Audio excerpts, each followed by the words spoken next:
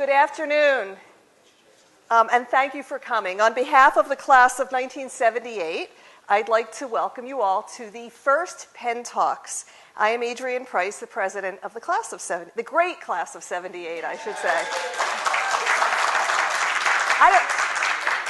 I don't want to brag, but the record-breaking class of 1978 this weekend. About 1 year ago, the class of 78 had our first organization meeting for reunion. At that meeting, we talked about creating a program where fellow alumni could talk about what they're working on, thinking about, or amused by. We knew about the TED Talks, also started by a Penn alum, where people from different walks of life were given a stage to talk about whatever topic they want. We decided to highlight 4 of our classmates in 10-minute engaging talks, which we think you will enjoy. Well, we know you will enjoy, and we hope you will think about their topics and about their talks when you leave.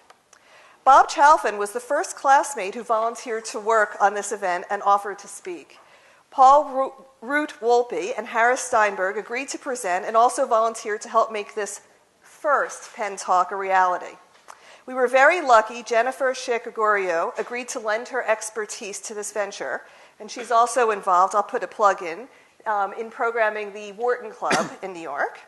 And finally, we're thrilled that Linda Restifo came in from Tucson to help make our first Penn Talks a success. Our speakers have a few things in common, other than Penn.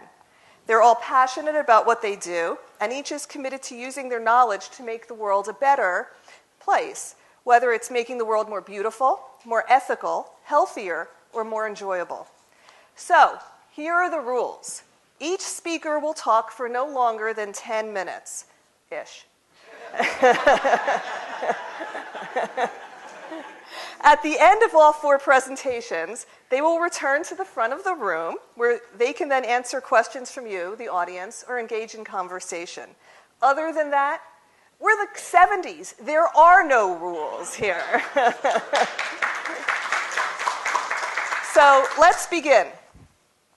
Harris Steinberg is the founding executive director of Penn Praxis, the clinical arm of the School of Design. After graduating from Penn, he received his Master's of Architecture degree from the Graduate School of Fine Arts at Penn. He practiced architecture for 20 years, including 10 years in practice with his wife, Jane, whom he met in graduate school. Another Penn marriage. They just celebrated their 30th wedding anniversary. Harris and Jane have 2 sons, Isaac and Henry. And by the way, Harris is on loan right now. Henry's graduating with the class of 2013 on Monday. And after this, they have a really big party back at their house. We will not give you their address so that people don't crash. Harris and Jane live in a new house that they designed near the Wissahickon Creek in northwest Philadelphia. The title of Harris's talk is Citizen Planning.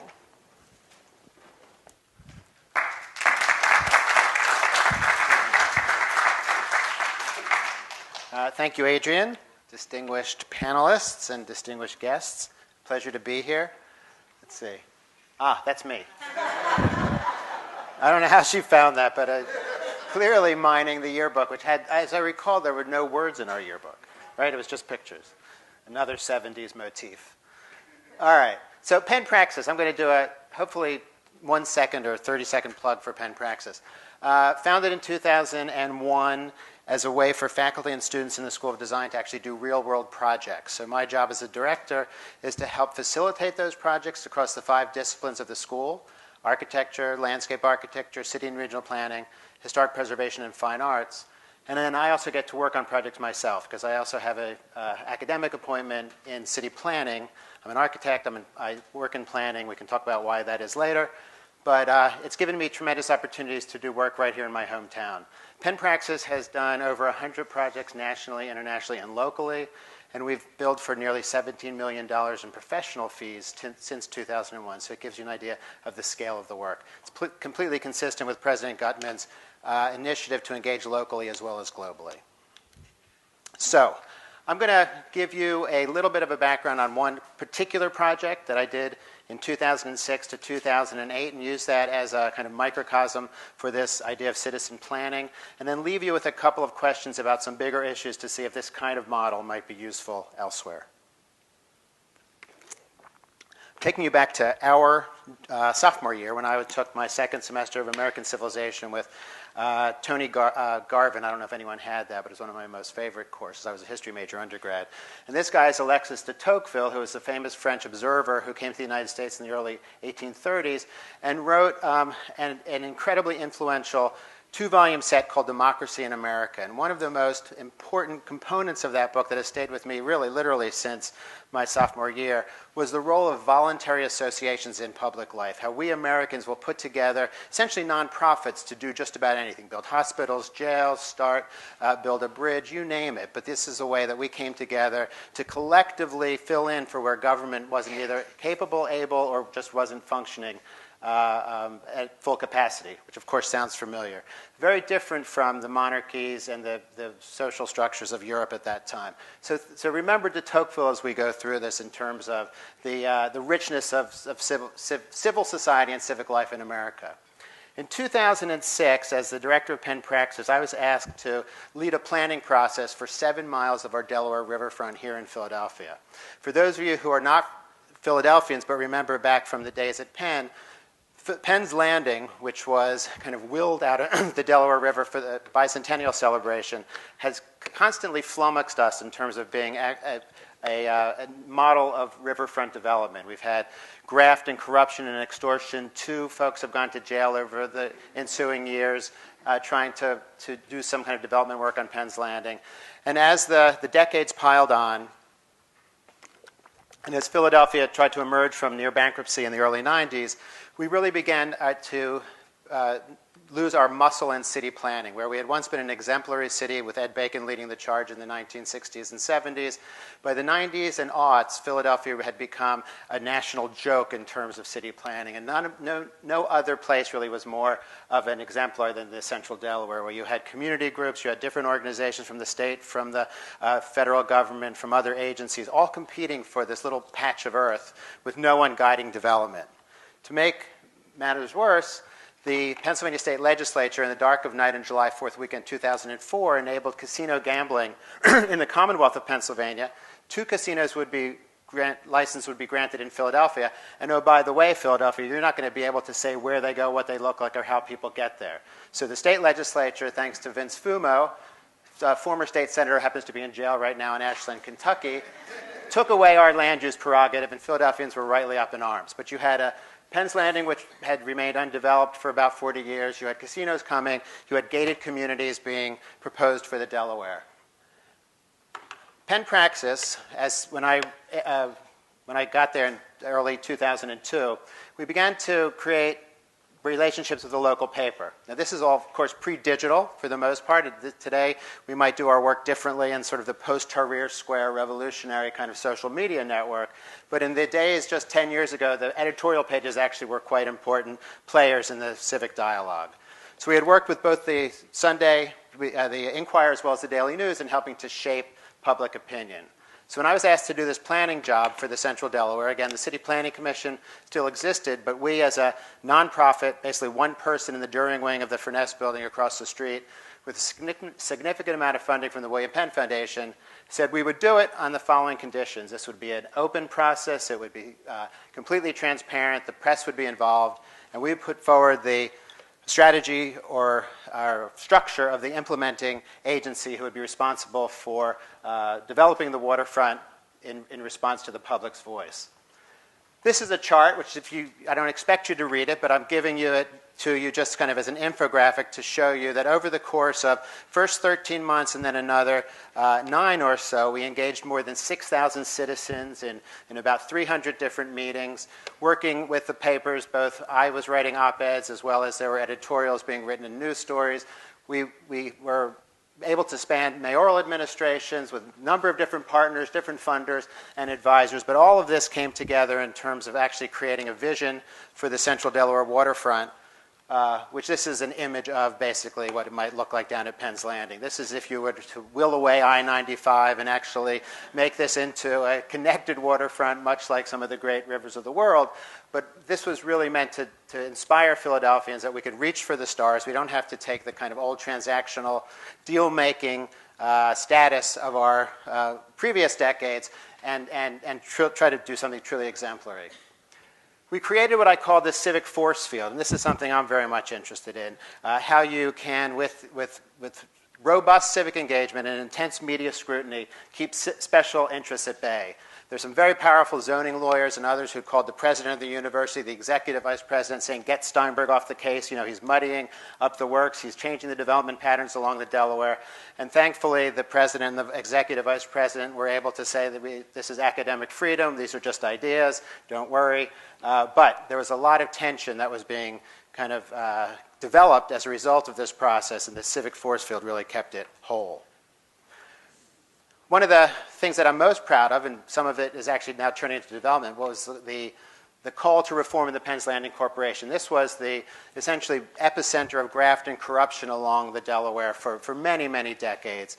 And by, again, hosting this public conversation so publicly, we were able to ultimately call for the reform of the corporation, and the mayor actually did that. And what's happening now is that there's a master plan that's been completed and approved for the Central Delaware. There's a new pier designed by James Corner Field Operation, who's the architect of the High Line in New York, and the list can go on and on.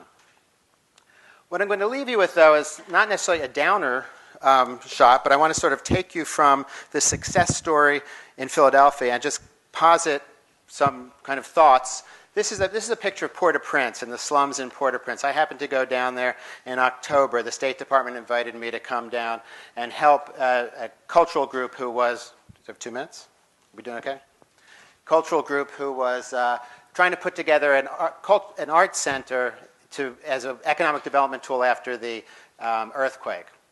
And what struck me was just the lack of civil society there. Again, we started this conversation with Alexis de Tocqueville and voluntary associations, and how essentially the nonprofit world in the United States is such an important part of what kind of keeps our body politic together. Here's a country without any civil society as we know it. It's not to say that they don't have some kind of civic organism. But a city that's the size of Chicago without a sewer system, is there a role for the kind of civic engagement that we do here in the United States to actually begin to create a vision for the future of Port-au-Prince? I don't know.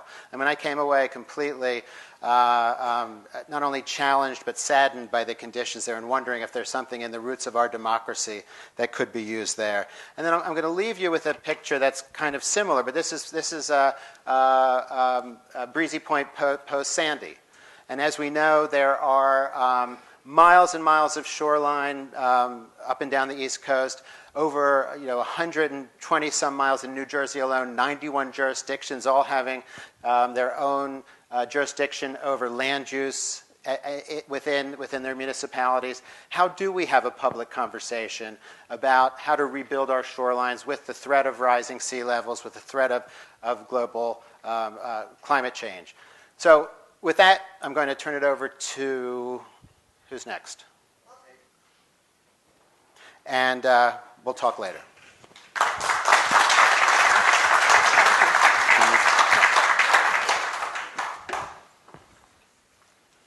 Thank you, Harris. Sure. Paul Root Wolpe is you have to understand, he has 4 chairs at Emory. Is the Asa Griggs Candler Professor of Bioethics, Raymond Shinazi, Distinguished Research Professor of Jewish Bioethics, Professor of Medicine, Pediatrics, Psychiatry, and Sociology, and the Director of the Center for Ethics at Emory University, and still had time to come here today to be with us, so thank you. Dr. Wolpe is also the Senior Bioethicist at NASA. He is the co-editor of the American Journal of Bioethics, the premier scholarly journal in bioethics, and editor-in-chief of the American Journal of Bioethics, Neuroscience, and sits on the editorial boards of over a dozen professional journals. He is the past president of the American Society for Bioethics and Humanities, a fellow of the Hastings Center, and a fellow of the College of Physicians of Philadelphia, the country's oldest medical society. Dr. Wolpe's work focuses on the social, religious, and ideological impact of biotechnology on the human condition. Among his many accomplishments, Dr. Wolpe has won the 2011 World Technology Network Award in Ethics, has recorded a TED Talk, which I encourage everybody to go watch, and which is on YouTube, and was profiled in Atlantic Magazine as a brave thinker of 2011. clearly the underachiever of our class, has come here to be with us today. Dr. Paul Root-Wolpe's talk is Boomers and Biotech. The generational conflict is just around the corner. Thanks. Thanks, Ed. Well, thanks so much. It's great to be here. I taught at Penn for over 20 years before I moved to Emory about 5 years ago. And so altogether, when you include my undergraduate years, I was at Penn for 27 years. So I was just coming home. That's all I was doing to come here.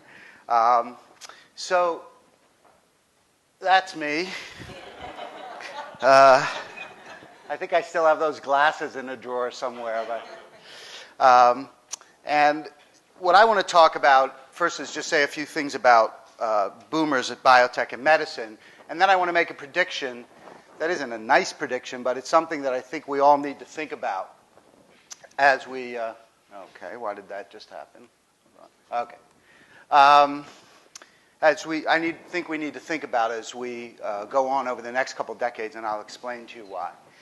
So we are changing ourselves fundamentally in a number of different ways. Biotechnology is beginning to be able to alter the bodies of animals and human beings. In fact, we can alter the bodies of animals profoundly, which is what that TED Talk is about. I show you a lot of different ways in which we genetically and biomechanically have changed animal bodies, and there's no reason why we can't use, and we've already started to use many of those technologies on ourselves. We're intervening in animals genetically, we're implanting technology into animals, and we're taking parts out of animals and creating technology. So, for example, we now have neuronal chips, which are computer chips made entirely out of disaggregated neurons that are put in a medium that make them self-organize into networks. And we can use those now to run flight simulators and things like that. So we are getting extraordinarily adept at taking biotechnology and manipulating it. And though that's of course just an artist's conception, in fact we're even doing it with human beings. So first of all, genetics. There's a profound revolution happening in genetic medicine, and pretty soon we're going to be able to use genetic information, metabolic information, behavioral information to predict the advent of disease years before it manifests itself. Because after all, diseases don't start the day they're diagnosed. Diabetes, the day you get diagnosed with it, something has been going on in your body for a very long time, and that's true of almost every disease. And we're getting better at predicting future disease. We're using genomics and other technologies to create a personalized medicine. So if 1,000 people take Lipitor now, the only way we can adjust Lipitor for those people is through dosage. But pretty soon we'll have a genetic readout which will explain why I'm a high metabolizer and you're a low metabolizer, or why I have certain side effects and you have other side effects of Lipitor. And we're going to have 20, 30, 50, 100 different Lipitors, and it'll be designed for each person. So a profound change is happening. All of those issues bring up ethical questions, which I don't have time to go into. But in fact, it's going to fundamentally change the nature of medicine. It's going to turn each of us into risk assessors. That is, you're going to have a readout one day of your genome that says you're 20% more likely to get colon cancer, 10% less likely to get Alzheimer's, 30% more likely to get heart disease, and you're going to have this whole spectrum of possibilities about the future of your life, and we are extraordinarily bad at understanding risk and risk assessment. Human beings are. I mean, what does it really mean to say, I have a 10% higher risk of colon cancer and Harris has a 30% higher risk?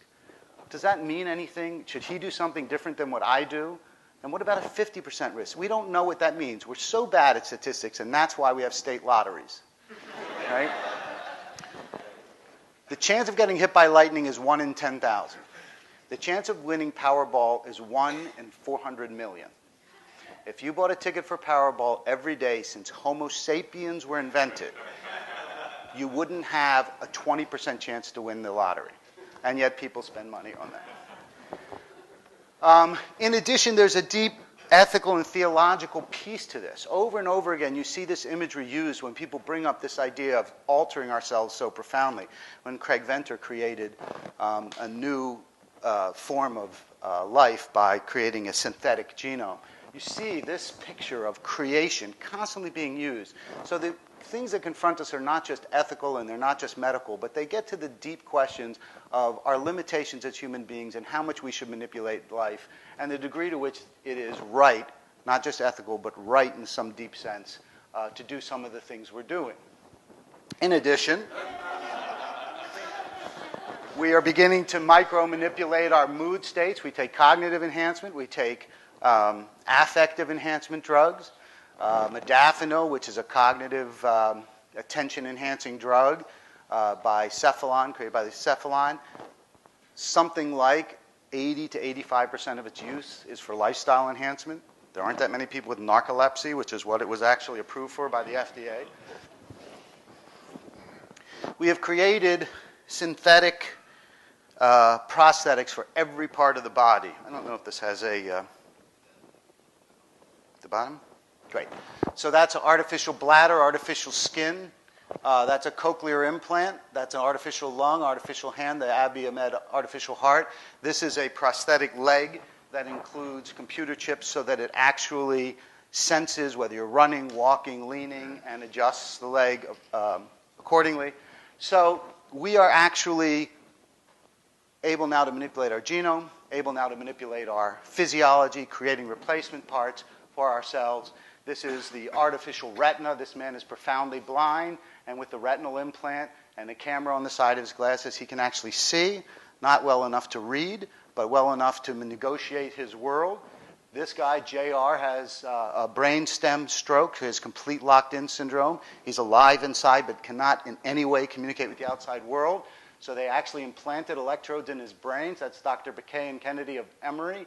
And they taught him using brain waves to move a cursor around a screen, and he could communicate for the first time. This is Matthew Nagel. He was stabbed in the neck in a bar fight. He's quadriplegic now. He went to John Donahue's lab at Brown. He created this thing called the BrainGate technology. It's tiny. That's a penny. That's the BrainGate. I don't know if you can see that, but that's a picture of BrainGate in Matthew's head. And then Matthew actually had a plug, pedestal plug sticking out of the top of his head. He'd go into John Donahue's lab. He'd get plugged in. And he would then communicate through that computer. He played Pong with a reporter from Wired magazine and beat him just using his brainwaves. And I said to John Donahue, who runs all this, I said, when Matthew was attached to this computer, was that computer on the web? And John said, yes. And I said, so in other words, Matthew became the first human node on the web. He was hardwired into the web, and he was receiving information, though not transmitting information to the web. I'm sorry, he was transmitting information, though not receiving information from the web, and therefore he became the first wetware node on the net, which is what they call the brain. And he said, yes, I guess you're right. So in other words, oops, here we go again. Go away. Okay. So in other words, we're all becoming cyborgs in one way or another. I work for NASA, and one day I was looking through a NASA file and saw this picture, and I was just struck by how much life imitates art. It's not implanted in her head, but it looks just like Jean-Luc's did when he was captured by the Borg. And we are all cyborgs in one way or another. That is, we're some combination of our technology and our biology, if only through these devices, which are devices that extend our communication ability, our memory. Andrew Clark once wrote, "The other day I lost my laptop and am now brain damaged." We all understand what that means. And also, let's not forget that we actually had a cyborg who was governor of the state of California. Add to that the fact that the boomers are getting older. My life broken in segments, sleeping, working, eating, and looking for things I had just a minute ago. But we're not just getting older. Something profound is happening. The baby boomers are the largest demographic group in American history, the wealthiest demographic group in American history. Never before in history have people over 50 owned so much wealth. We own 68% of all stocks, 60% of America's wealth. We own 90% of its long-term health care plans. We own something like 70 or 60% of the life insurance policies. We're extremely wealthy. In addition, you may not feel it, for those of you class of 78, but you are. Trust me about this. And that's why, of course, we broke all records in raising money for... So we're the wealthiest group in history. And by the way, those of us in class of 78, we are in the geometric center of the baby boom. It's usually 1946 to 64, 66. And so the born 56, 50, 55, 56, 57 is the center of the baby boom. We not only own more wealth than any other group, we're larger. And as we retire and become elderly, we will control an enormous part of the production and wealth of the country. And people who are over 65 vote at much higher rates than people under 65. And we will be the largest group of elderly in the history of the country. Also one of the most educated group of elderly in the history of the country. So we will control the country's wealth. We will control the country's politics because we'll be an enormous voting bloc. If you think AARP is powerful now, just wait. Right now, 5 people work for every retired person. Right? We don't actually have the money to support Medicare and Social Security. It's the people working now putting it into the system that are paying for the elderly. When we get elderly, 3 people will be working for every retired person. So think of the scenario. We're wealthy. 80% of the money that is spent in health care in a person's life is spent in the last 3 years of life. 80%. So there'll be this enormous group of old people getting Alzheimer's. There'll be more people with Alzheimer's in history than any time in history. We'll need to build nursing homes. We'll need to build long care facilities. We'll be asking our children and grandchildren to pay for this at a much higher rate than we pay for it for our parents. And what is going to happen, I believe, is there's going to be profound generational conflict. We are going to be putting a burden on the next generations that has never been put on them before. And nobody is thinking or talking about this. It is one of the profound challenges of the next 30 and 40 years. And we have to begin to think about it now, or I believe we're going to be in real trouble. In addition, just to add another wrench to this, we believe we're going to live forever, and we're trying to do it. These are all companies that are trying to create life-enhancing technologies. Juvenon, who must have been pretty pissed off when Rejuvenon started off. And then Immortality Incorporated, started by Robert Ettinger, who's one of the gurus of all this. And by the way, he died last year, poor guy. But it had the greatest byline of any company in history. I don't know why they didn't win an award for this. The byline of Immortality, Inc. is, being born is not a crime, so why must it carry a death sentence? You gotta love that. So the bottom line is I think the ethics need to be riding this science and medicine horse that we find ourselves on a little bit. I'm not necessarily saying that's the only consideration. But we're not thinking about it enough, and I think we're not thinking about it enough at our own peril. Thanks.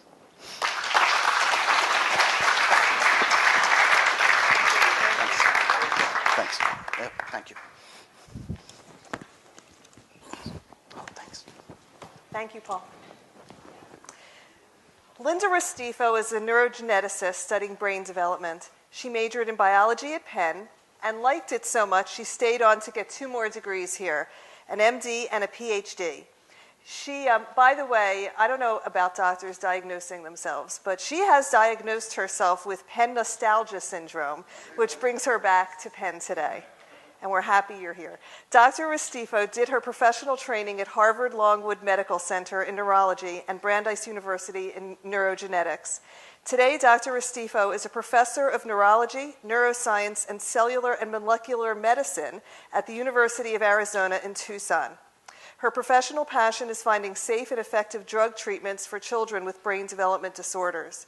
Dr. Restifo grew up in Philadelphia, but she lives in Tucson because it's sunny and it's in the Southwest. So we don't blame you that, especially on a day like this is Philadelphia weather out here. And she lives with her husband Art and her Rottweiler Alex. We're lucky that Linda Restifo flew in today, as next week her lab is moving. So this is an incredible thing that you did. Dr. Restifo's talk is Untreatable.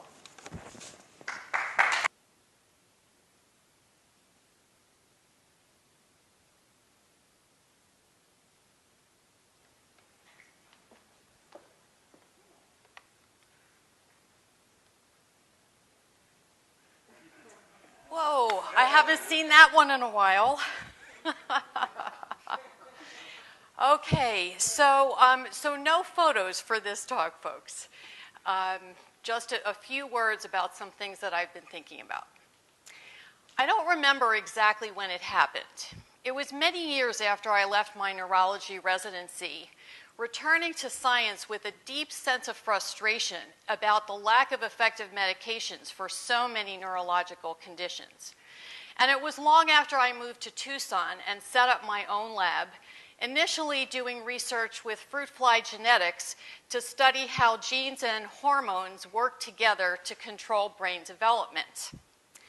It started to happen around the turn of the century. I was teaching a graduate seminar course called The Biology of Neurological Disease, and we did a month-long unit on mental retardation. Now, this was before mental retardation got its new name, which is intellectual disability, but the definitions are more or less the same. IQ less than 70, and some number of disabilities that interfere with independent living. So when it did happen, it was not like one of those dramatic aha moments that scientists have occasionally when all the pieces of a research puzzle fall into place and suddenly you see the picture. No, it happened gradually. It happened gradually over a number of years as I was shifting my research program from a very basic science orientation to one that was more applied and more translational.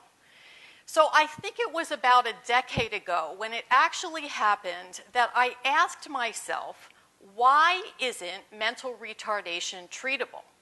And as soon as that question came into my mind, a whole bunch of other ones followed. Like, why weren't all of the scientists who were studying brain development also explicitly having the goal of making developmental brain disorders treatable? After all, in the field of cell biology, one of the goals of the enterprise as a whole is to find new and better treatments for cancer.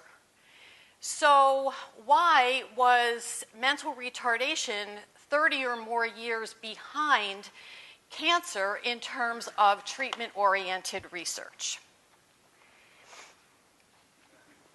Oops. Okay, so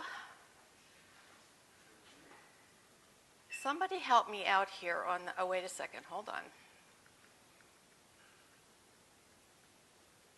Okay, so once these questions came to mind, I really was very puzzled. I thought I must have missed something. So I talked to physicians, I talked to scientists, I talked to the parents of kids who had mental retardation.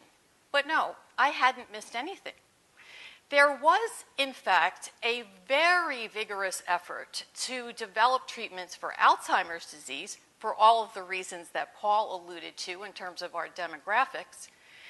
But at the time, there was not a single major pharmaceutical company that had a research program in developmental brain disorders. Now, why was this puzzling? Well, it was puzzling because over the previous 30 years, there had been an explosion of research in brain development. Scientists had been uncovering all sorts of secrets: how brain cells are born, how they migrate, how they find their partners, how they send electrical signals, how they spit out chemical signals to talk to each other. But for some reason, this explosion of information and insight about brain functioning had not been accompanied by a simultaneous urge or push in the direction of treatment for disorders of brain development. Why not? So I conducted a non-random poll of my scientific colleagues.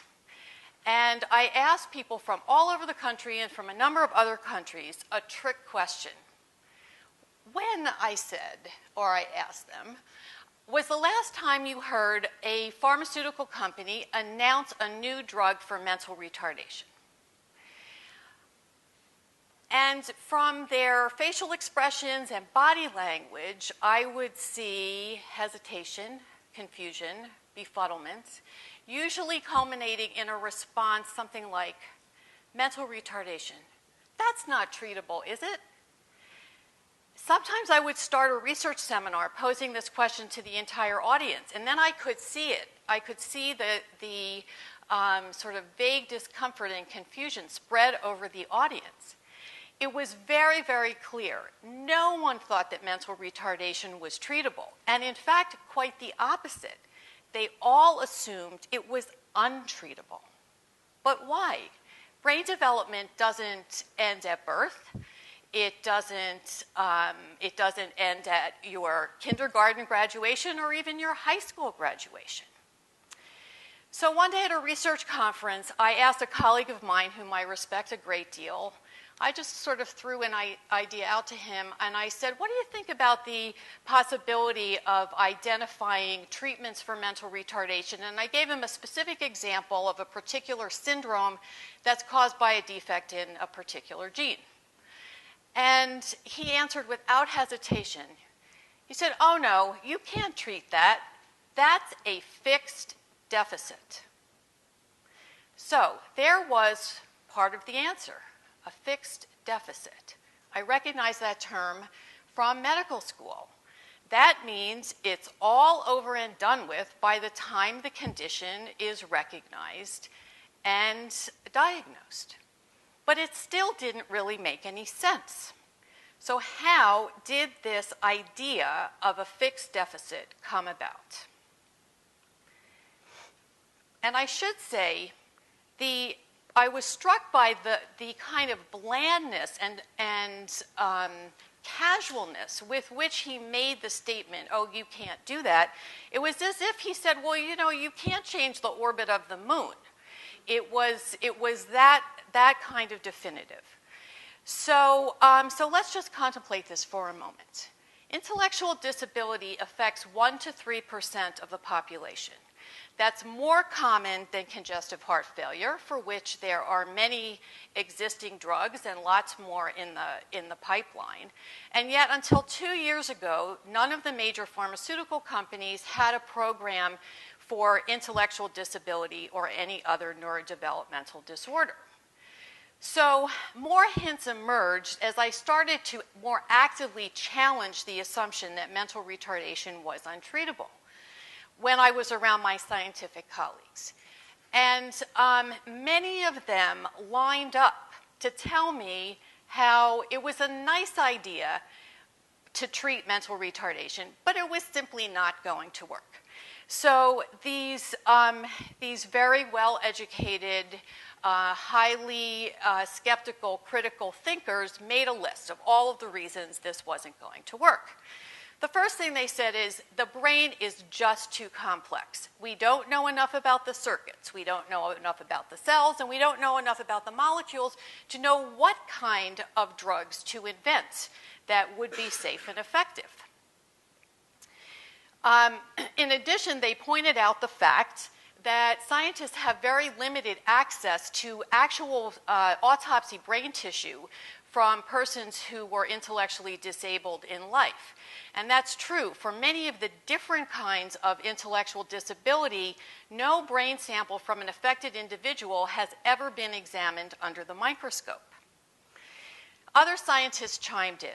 They said there are too many different kinds. There are hundreds and hundreds of different disorders that have intellectual disability as part of their features, and you'd have to invent hundreds of different drugs. And from a business perspective, that seemed like a non-starter. Now, the other issue that came up again was this idea of a fixed deficit, but now under a different term, and that's the term critical period. Critical periods are bona fide time windows in the development of the brain in which something is supposed to happen, an experience is supposed to take place, and if it doesn't, some aspect of brain development won't go along normally. So, for example, we now know that if a child is born with a cataract, the cataract should be removed early in life so that the parts of the visual brain that handle the input from that eye will actually develop. So somehow this idea of critical periods had expanded to encompass all aspects of brain function, including thinking, reasoning, language skills, judgments, etc. And the idea was, well, the critical period must be over, and therefore the window of opportunity has slammed shut. And from there, it's very quick to the idea of a fixed deficit, and that's a dead end. But do critical periods in the strictest sense actually apply to higher level thinking and reasoning and language function? Can middle-aged people still learn new things? We can ask ourselves. I go back 25 years to Boston Children's Hospital, where I did part of my training in a developmental clinic.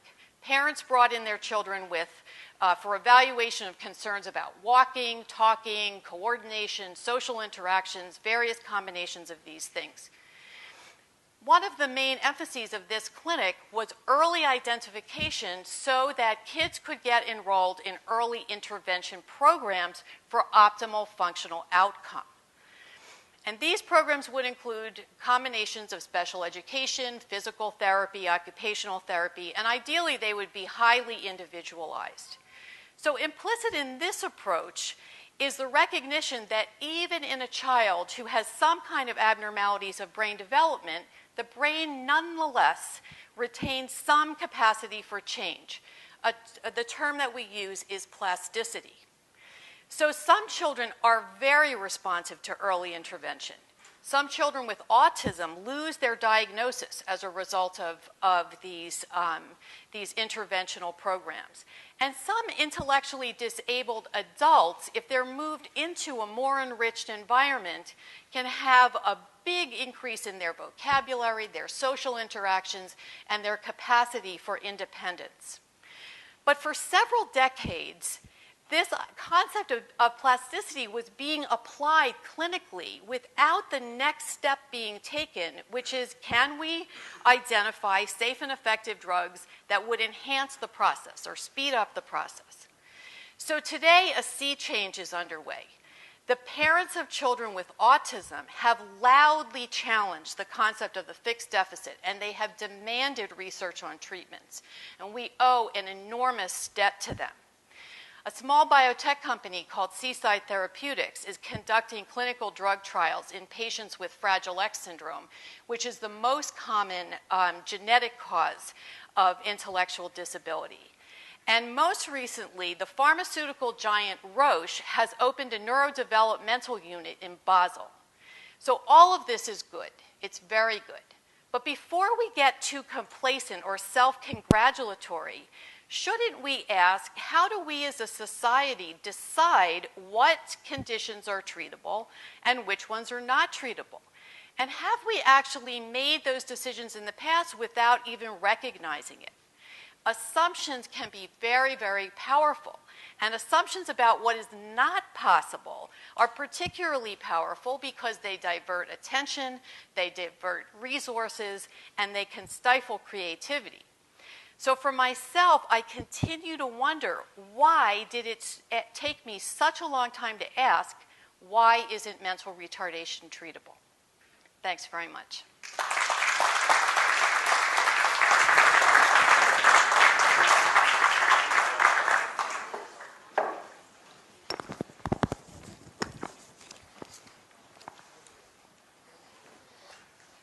Thank you, Linda. Bob Chalfin is an attorney, CPA. Well, don't hold that against him. CPA, and for the last 23 years, a lecturer in management at Wharton, where he teaches courses on acquisition to MBA candidates. He is the author of Selling Your IT Business, Valuation, Finding the Right Buyer, and Negotiating a Deal. He's an entrepreneur and has the distinction of never having worked for anybody but himself. Could you imagine what goes on in his office when he gets angry at himself? You're fired. I quit. You know, I was like... Bob is the CEO of the Chalfin Group, which provides advisory services in connection with the purchase and sale of closely held businesses. Bob is passionate about his family, teaching, work, and investing. And he places his wife, and who is here, and kids, pen roommates, and a few close friends at the top of his list. But really, Baseball is at the top of his list. It is his first love. And this makes me so happy to say that the following. Most particularly, he is in love with the Yankees. I know. You know, I was a Philly fan because I was a Philadelphia, and I woke up one day a Yankee fan. I guess I'm in enemy territory. I should not admit that. But I went from National League to American League. He says there is no truth to the rumor that he wanted to name his kids Mickey, Whitey, or Roger, but they are named Babe and Derek. Bob has invested in numerous privately held businesses and is a minority owner in 2 minor league baseball teams, which are his favorite acquisitions. Bob's talk is baseball and our culture. Thanks. You know, for baseball.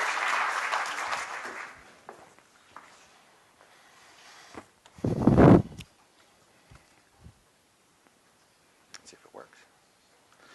That's me way back when.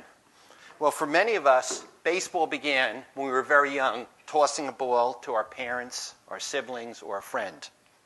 And it was an activity that we did after school, not in leagues or in organized sports, but with friends or neighbors. And we didn't do it in organized sports or leagues, as I just said. We did it in our backyards, in our streets, or maybe in our parking lots or school lots, whatever. And for a business that generated $7.5 billion of revenue in 2012, it's had an oversized effect on our language, our culture, and our society. And for many of us, me included, I applied my grammar school math to figuring out batting averages and win-loss percentages. And this is before there were calculators or spreadsheets or apps to do all this. And it's interesting that it's invaded our language. Hemingway mentioned Joe DiMaggio in his book, Old Man and the Sea. Simon and Garfunkel, let's see if it works. Simon and Garfunkel mentioned Joe DiMaggio in their song, Mrs. Robinson, and in Abbott and Costello's famous routine about who's on first, they mentioned 8 out of the 9 positions in baseball. Can anyone tell me which position they didn't mention? Who said that? David, you should know. Right field. Okay, that was the only position they didn't mention. But there's been movies starring Gary Cooper, Billy Crystal, Kevin Costner, and Harrison Ford where the subject was baseball. And there's a Society of Baseball Researchers which meets regularly to discuss statistics and metrics and anomalies about baseball. And one thing that I found was pretty unique, that if you take the ratio of the runs that a team scores and compare it to the runs that they give up, that will be within a few percentage points of their win-loss percentage for the entire year. So it's a pretty neat item on this. And it's invaded our language. We use the term, we hit a home run, or we struck out frequently. And a baseball is unique. There's some unique things about baseball. It has 108 double stitches, 2 of which can't be seen. They're made in Costa Rica. And the 0.4 of a second that it takes the ball from the time it leaves the pitcher's hand until it crosses home plate, the hitter has to swing a thin, round bat and squarely hit a small, round ball. And if the batter succeeds, only 1/3 of the time, and does it for more than 10 years, and doesn't get caught taking steroids, chances are they'll be elected to the Hall of Fame. In what other endeavor can you fail 2/3 of the time and be idolized by the fans? And in what other context is it good to steal something, such as a base? Now, a typical baseball lasts 6 or 7 pitches, and they use 3 or 4 dozen in a game. But baseball has had effects with our country. In fact, it was a Yalie, and I hate to say about it here, Howard Taft, who started 2 traditions in baseball in 1910. First, he was the first president to throw out the first ball. But Howard Taft was larger than life. He was 5 feet 11 inches. He weighed over 340 pounds. And 100 years ago, the seats were much tighter than they were now. And he had a problem sitting during the game. So in the 7th inning, he got up and he stretched. And all the other fans, out of respect for him, did the same thing. And thus began the tradition of the seventh inning stretch. And then in 1942, Franklin Roosevelt issued his famous green light decree. And he said baseball was vital to the nation. It should continue during the war. But 4 things happened during the war that changed baseball. First, it was the first time that we started singing the national anthem before the games. Second, the radio announcers were encouraged and told not to give the weather reports during the game for fear of tipping off the enemy. Third, they didn't have night games on the East Coast because they felt that the illuminated skyline would be a bad target for the U-boats that were lurking offshore. And fourth, any fan who caught a foul ball was encouraged to toss it back to the field so the soldiers who were on R&R leave could use them in their recreation time. Now, while Harry Truman abolished racial discrimination in the armed forces in 1948, Branch Rickey was ahead of him because he signed Jackie Robinson to play for the Dodgers in 1947. And it's interesting. We're all here in Philadelphia, the city of brotherly love, but Philadelphia was one of the most inhospitable, hostile cities to Robinson during that time. But the Dodgers had the last laugh. They finished in first place in the National League that year, and they led the league in attendance, both at home and on the road. Now,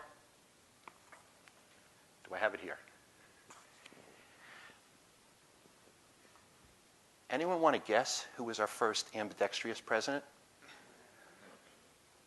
Well, Harry Truman used to toy with the photographers. He used to hold the ball in one hand and throw it out in the other.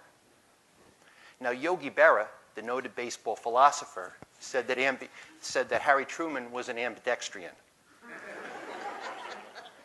That isn't a word, but it sounds like it should be one. And then as the country moved west, so did baseball. In 1957, the Dodgers moved from Brooklyn to LA, but at that time, the most westerly team was the St. Louis Cardinals. And right now, we have 5 teams in California, 1 in Arizona, 1 in Colorado, 1 in Washington, and 2 in Texas. And fast forward to the 1965 World Series. 1965 World Series, which was played during the day back then, pitted the Dodgers against the Twins. A few days before the World Series started, the Dodgers manager, Walter Alston, announced his lineup, or his pitching rotation. And he had 2 stars. He had Sandy Koufax and Don Drysdale. And Sandy Koufax, who was not a particularly religious or observant Jew, said, I'm not going to pitch on the first game because it's Yom Kippur. Walter Alston said, no problem. I'll have Drysdale pitch on the first game, and you'll pitch on the second game. Well, Drysdale did pretty well in the first inning. They didn't score any runs. In the second inning, he gave up 1 run. And in the third inning, he gave up 6 runs, and there were still only 2 outs. So the manager walked out to the mound, and rumor has it that what Drysdale told him was, I bet you wish I was Jewish too.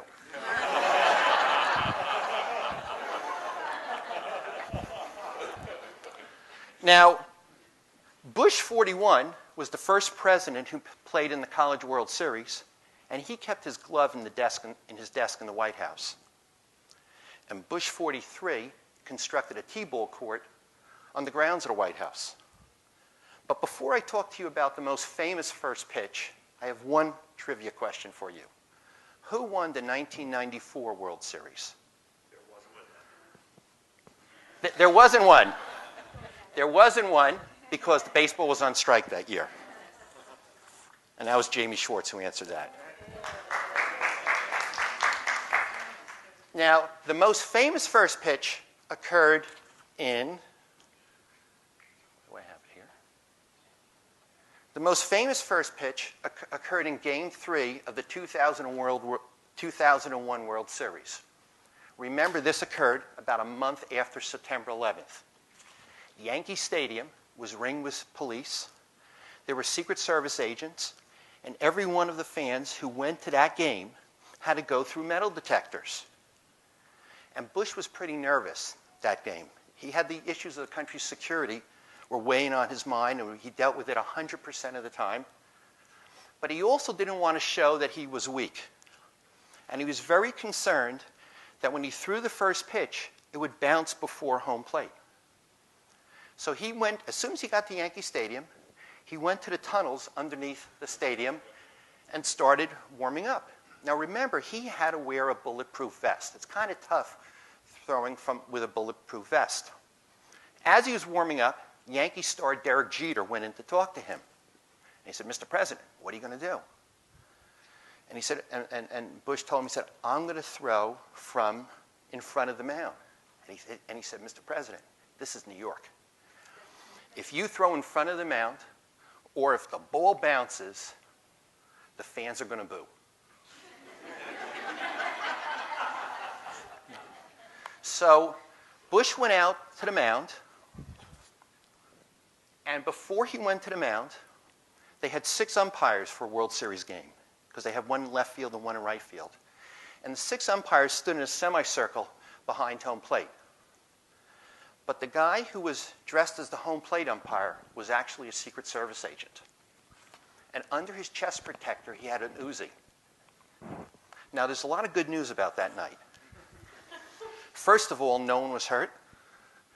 Second of all, Bush, the righty, threw a strike. And third of all, the Yankees won 2-1. It was also right after September 11th, that baseball started the tradition of singing "God Bless America" during the 7th inning stretch. Now, Philadelphia's had a few distinctions. First of all, the Phillies have lost more games than any professional team ever. Anyone want to guess which team won the most? The Yankees. And the 1976 All-Star Game occurred in Philadelphia when many of us were students here. And Philadelphia is the only city to have the most valuable players from both leagues in the same year. And that occurred in 1938. Now, Penn has had some links with baseball. Michael Burke, class in 1939, was the president of the Yankees. Eddie Einhorn, class of 57, owned the White Sox. Doug Glanville, who's a Penn graduate, played for the Phillies and the Cubs. Buzz Bissinger, who graduated a few years from us, is a very famous sports writer. And one more trivia question. Who's the only Penn graduate to be an active baseball player right now? Who said Mark? Excellent. And he plays for? Okay, and that's Steve Comite, so good job. Now, in the first half of the 20th century, most of the baseball players were drawn from the United States. But as of opening day last month, as our economy has gone global, the world has gone flatter, 2 out of every 7 baseball players are born outside the United States, or were born outside the United States. And I just want to conclude with one item about the Yankee philosopher Yogi Berra, which is probably more true than ever. In today's world, where we're all working 24/7, we're constantly being texted, we get emails, and we have cell phone calls. His words from 40 or 50 years ago ring true today, that 90% of the game is mental and the other half is physical. Thanks a lot.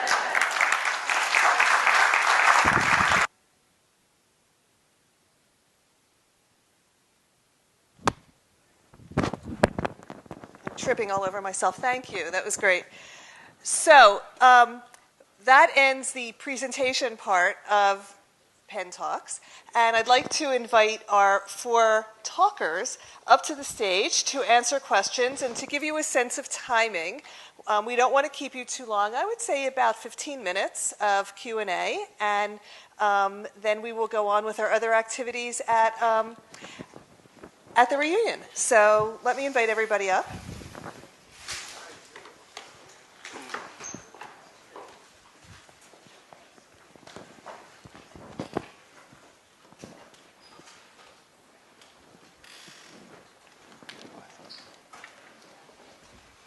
And while you're thinking of your questions, I'd like to actually start with the first question, which is my prerogative, because I have the mic in my hand. And the question really relates to our non-baseball speakers, which is, you all talked about having ideas and having visions in your respective fields. And you talked about the science or the intellectual pursuit of those. How much in your lives, and I'm going to get a little chuckle from people because it is their lives, how much do politics, and I don't mean, the DC politics, but how much do politics enter into the amount of time and the amount of effort you spend to try and do what you want or need to do? Go ahead, you start. Politics is everything in city planning. I mean, there's the ideal world and there's the real world, and I'm sure everyone can relate to that. But here in Philadelphia, I mentioned casino gaming and its influence on the waterfront, the role of councilmanic prerogative for those of you who are Philadelphians in terms of the 10 district council people who basically have feudal rights, and that's F-E-U-D-A-L as well as F-U-T-I-L-A, rights over their districts. There are constant negotiations between interest groups and others, but that's in many ways what makes it so rich and interesting. So I wouldn't necessarily try to disengage it, because without the politics, you don't have anything that's really rewarding, but it is extremely challenging. And it takes a specific amount of patience and skill to be able to maneuver it, which is why the work that we do with the civic engagement really is so critical, because it essentially replaces, and that not necessarily replaces, but puts the citizen back into the role of actually helping to inform our elected officials in a representative democracy, which is what it's all about. And we often kind of default to, they're in power, we can't say anything, but it changes the dynamic in a way that actually is very healthy. So politics is a positive for you? Can be. It's what I have to do, or I can't do what I do.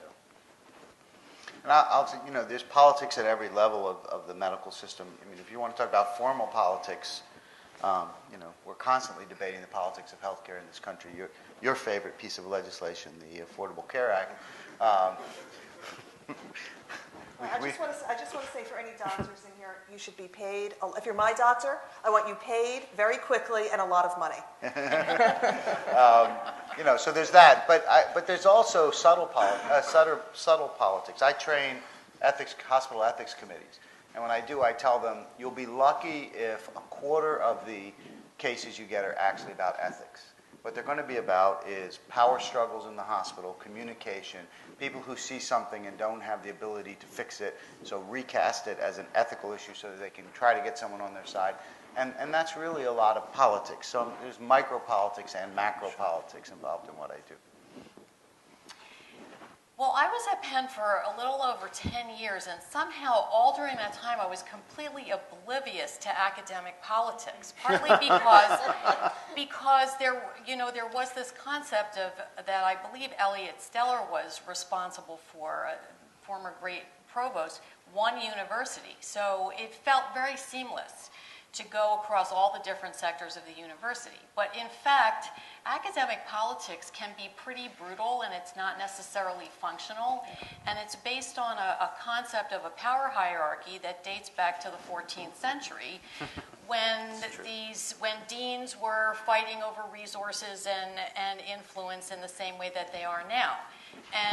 And while the disciplines were in fact quite distinct at the time, fine arts, humanities, or whatever, and whatever was the sciences in the 14th century. But in any case, I think those disciplinary boundaries between colleges make less and less sense, and the politics of universities is getting in the way more and more. But I don't see a big move afoot to change it. So I'm not really sure what the solution is. But definitely it can be a divisive and energy-consuming negative. Yeah, they say that politics are so bitter in universities because the stakes are so low.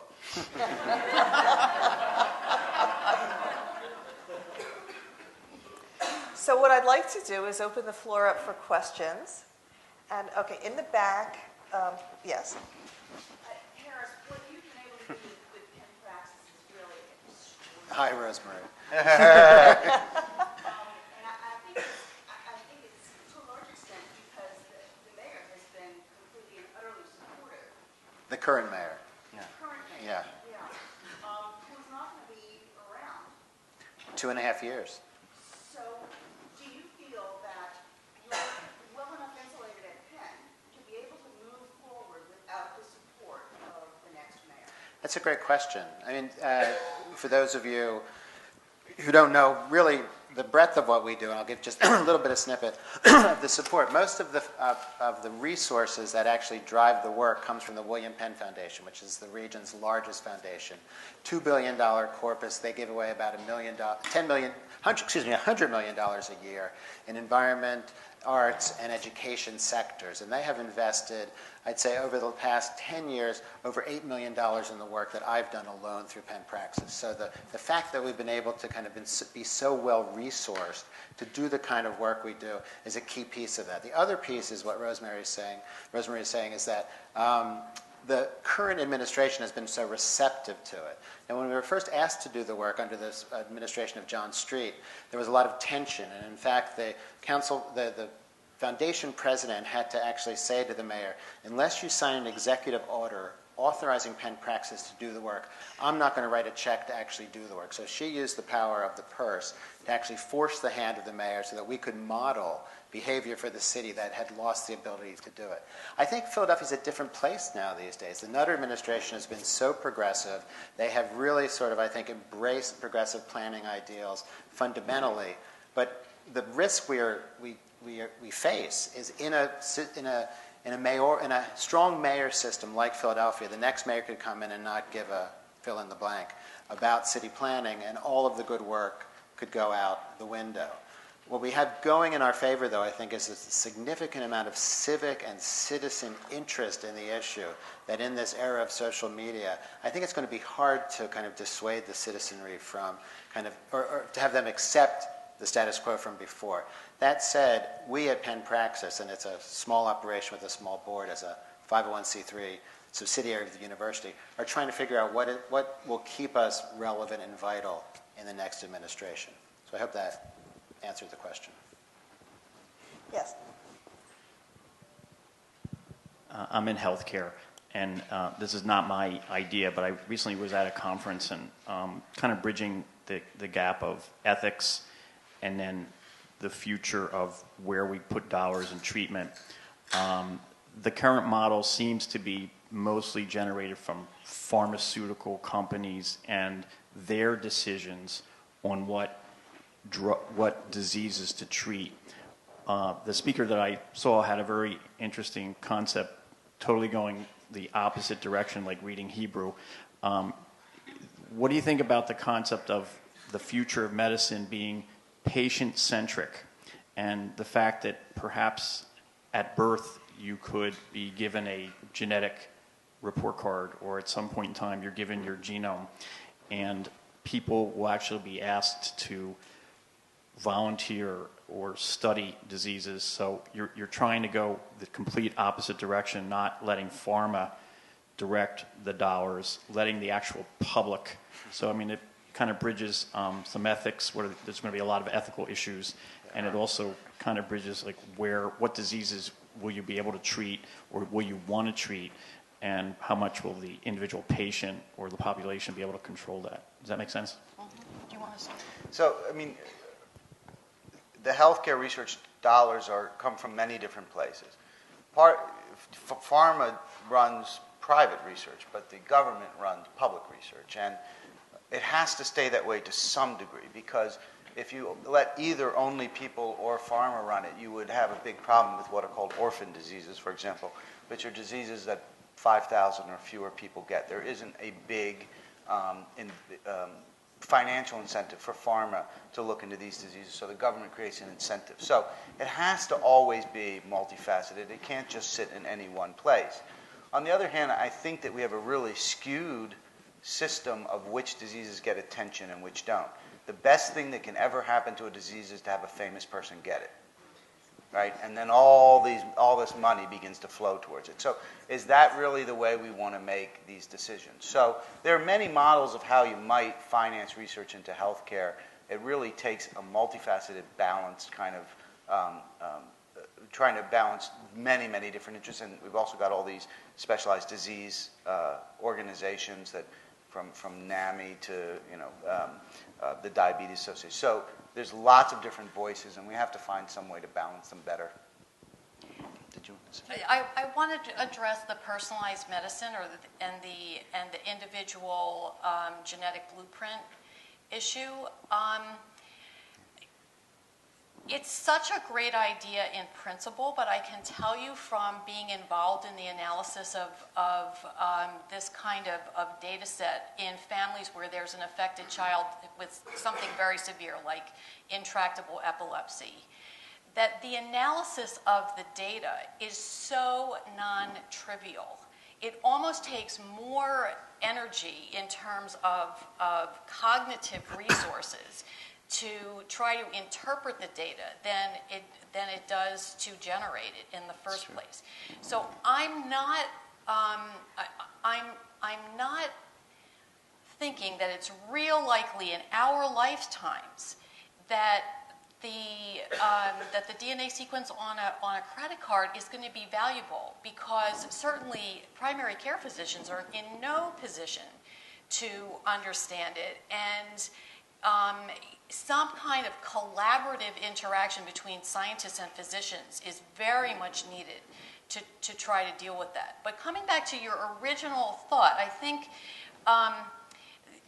there's no question that grassroots organizations can play a very big role. When you think about HIV/AIDS, for example, I mean, that's a pretty big success story that was driven not by the numbers of people who were affected, but by the amount of noise that they made.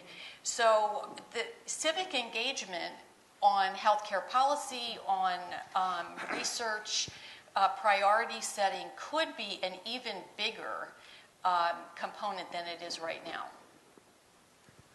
Could you comment on baseball as a religious ritual? You want to expand on it just a little, your question? Sorry? Expand a little on your question. Well, there's this whole thing. It's the only sport where the game is infinity. There's no time element, right? The game does not end because of time. Okay. So there's a lot of talk about taking that and the whole idea. There's a book recently called Baseball, A Road to God. Okay? So there's this whole idea of that. And if you read The Natural, we all, not the movie, we've read The Natural, it has all that overlay of the religious medieval stuff in it also. So there's been this, like you mentioned the Drysdale thing, so that would spark me to think about, this larger thing of baseball as a ritual. Well, it is. I mean, it's an interesting concept you bring up, but I mean, like when you compare it, let's say, to football. In baseball, you get a hit or a walk. You play in a park. And I think George Carlin said this. But wasn't it George Carlin who said that? Great routine. Football, they tackle you, and you play it on a gridiron. Well, yes, but football has all the war things. Right, war analogy. Right. Squad, throw the bomb. Right. It's got aerials. It's got all the war industry. And as George Carlin says, in baseball, you just want to go home. That's very important in the literature. Going home is from the Odyssey to I'm going to go to Tara tomorrow to, if you just close your eyes and say, oh, it's like home. Right. This whole thing of the home business is very, very, very, very important in literature and very important in baseball too. Because if you hit a home run, then going home is a walk. It's easy. It's a walk, yes. Or otherwise, you've got to go to first base. You've got to steal. You got to wait for things to happen. The journey home. That's a very literary Right. idea. Yeah. I agree with you. We all know about the disparity in health care between affluent people and low. Okay, my question is about the disparity between the health care that low-income people get versus middle class or affluent people. And lately we've seen, or I've seen in Washington, D.C., I assume it's national, that there are a lot of concierge practices that used to take health insurance and no longer do. So I'm wondering if we're going to see a trend, if that's just going to keep happening, so that... All right. When I was at the Center for Bioethics here, which I was at for many, many years, Penn, that's when concierge practices came in. And concierge practices are when physicians not only stop taking insurance, what they do is they limit the number of patients they'll take. The patients pay an annual fee, and then they get much greater access to the physician.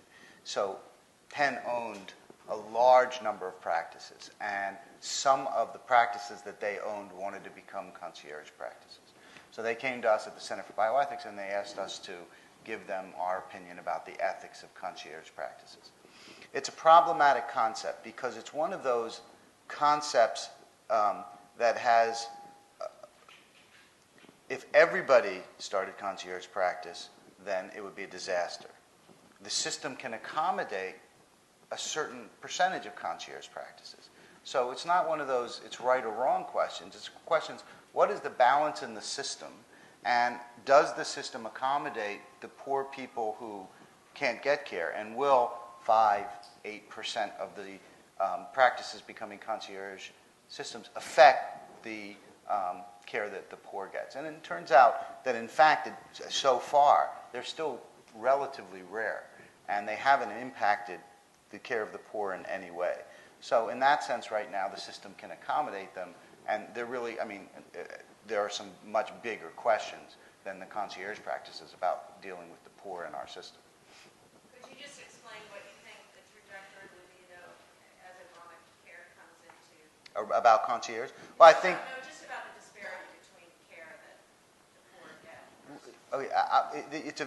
There's a very long answer to that, but the simple thing is this healthcare system grew like a teratoma. It grew like a cancer. No rational person would ever design the Byzantine system we have here. And what we have been doing for decades is patching it and patching it and patching it. And that's never going to fix the system. The ACA isn't going to fix the system, and nothing else that anyone has ever come up with is going to fix the system. The only thing that will fix this system is a redesign. And we don't have the political will to do that. So I'm not optimistic. We have a variety of questions. We have a few questions. I'm going to take one more, but you'll stay to talk afterwards. I have to split. He's got a graduation party to go to. Has to go. But we'll take one question. I just would feel remiss if I didn't also say that I met my wife at the University of Pennsylvania. Excellent. She's class of '79. So. We'll take you as our last question, and then please come down and we'll talk afterwards. Let's say you get your gene map, and what happens to that in terms of getting life insurance, employment, and also you could use it yourself to maybe help in preventing certain diseases, but on the other hand, it could be used against you. So there's been great. So what's the ethics about that? So there's been great worry about genetic discrimination. There are now there's something called GINA, which is a national anti-genetic discrimination law. But I actually don't really think it's even that necessary because there's lots of information that tells about your future health that isn't genetic information. So I think there's been overemphasis on the worry about the genome and underemphasis about the worry of other kinds of information that can be equally problematic in discriminating against you. And one other quick thing about the genome. The other overemphasis is in the genome is not fate. That is, genomes predict susceptibilities in most cases. There are some exceptions where where it's determinative. But the vast majority of genetic data is about susceptibilities, not about determinations. And something called epigenetic forces, which is how things impact and translate the genome, environmental issues, they all have a powerful effect on how the genome is translated. So just the fact that you have some susceptibility or genetic information itself is not enough to determine in most cases what's going to happen to you. So we can't overestimate the impact of knowing someone's genome. It doesn't necessarily tell us as much information as people think. But they may charge you more for life insurance Right now they can't. if you are more susceptible. Now, right now they can't. The only way they can do it is by considering it a pre-existing illness. And right now GINA makes that very difficult to do. And not only that, it would be every single person in this room has genetic susceptibilities. If insurance companies started discriminating between us and trying to take our genetic susceptibilities and charging us for them, the public would rebel. So I'm actually not worried that much about genetic susceptibilities being discriminated against right now. I think we've got a lot more possible things to worry about than that. I promised Harris that we would end on time, and actually I feel I have a contract with all of you to end on time, so he can go to his graduation party. But I know that we all want to thank Harris, Paul, Linda, and Bob very much. I'm going to ask if you have, they will, other than Harris, stay. And I'm going to ask you all, before you leave, we have a gift for each of you to thank you very much for being here. And if Jennifer, I don't see up there, if Jennifer's here, please come down. We have a gift for you also for working on this. And thank you very much for being our inaugural audience for the first Penn Talks.